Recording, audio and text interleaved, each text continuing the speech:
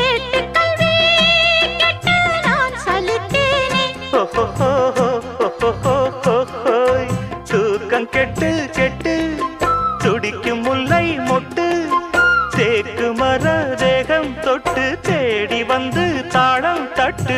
என் தாளம் மாறாதையா,